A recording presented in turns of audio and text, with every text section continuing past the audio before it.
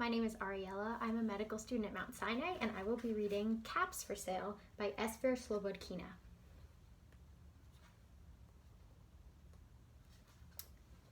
Once there was a peddler who sold caps. But he was not like an ordinary peddler carrying his wares on his back. He carried them on the top of his head. See them on the top of his head?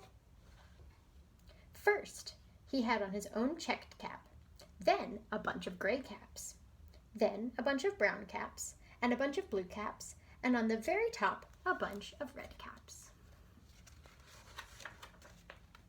He walked up and down the streets, holding himself very straight so as to not upset his caps.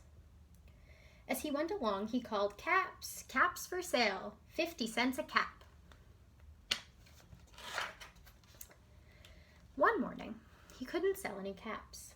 He walked up the street and he walked down the street, calling, "Caps, caps for sale, 50 cents a cap." But nobody wanted any caps that morning. Nobody wanted even a red cap. He began to feel very hungry, but he had no money for lunch. "I think I'll go for a walk in the country," said he, and he walked out of town slowly, slowly, so as to not upset his caps. He walked for a long time until he came to a great big tree. "That's a nice place for a rest," thought he, and he sat down very slowly under the tree and leaned back little by little against the tree trunk so as to not disturb the caps on his head. Then he put up his hand to feel if they were straight. First his own checked cap, then the gray caps, then the brown caps, then the blue caps, then the red caps on the very top. They were all there. So he went to sleep. See him sleeping under the tree?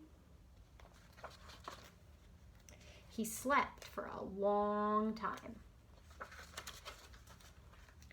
When he woke up, he was refreshed and rested. But before standing up, he felt with his hand to make sure his caps were in the right place. All he felt was his own checked cap. Do you see all the other caps are missing? He looked to the right of him, no caps. He looked to the left of him, no caps. He looked in back of him, no caps. He looked behind the tree, no caps. Then he looked up into the tree. And what do you think he saw? What did he see? On every branch sat a monkey. On every monkey was a gray or a brown or a blue or a red cap. Do you see all the monkeys wearing his caps?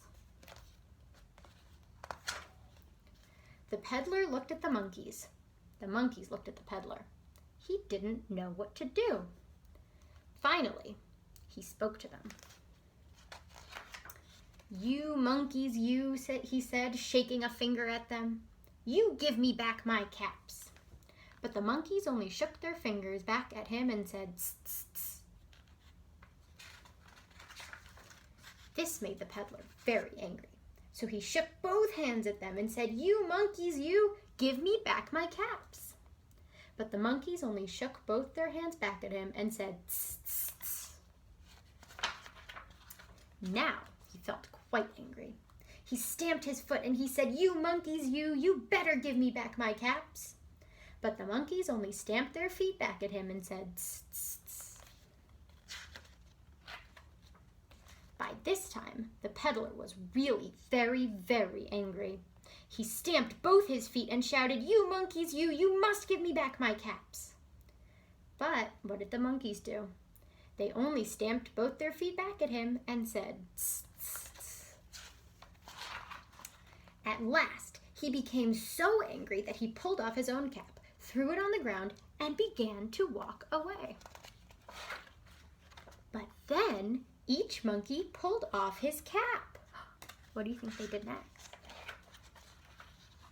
And the gray caps and all the brown caps and all the blue caps and all the red caps came flying down out of the tree. Do you see all the caps falling out of the tree? So the peddler picked up his caps and put them back on his head. First his own checked cap, then the gray caps, then the brown caps, then the blue caps, then the red caps on the very top. And slowly, slowly, he walked back to town, calling, "Caps, caps for sale, 50 cents a cap." The end.